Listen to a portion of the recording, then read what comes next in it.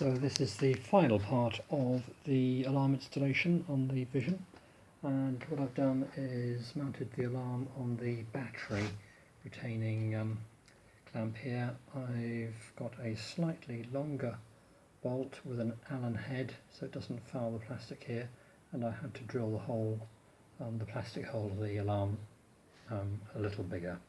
So that sits there. It covers the negative all around there, but that's not a problem because just slacken that off and this will pivot round.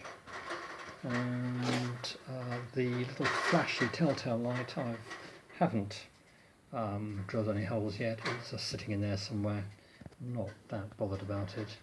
I don't really want to drill a hole in the nice plastic front cover, but we'll see how we get on with that.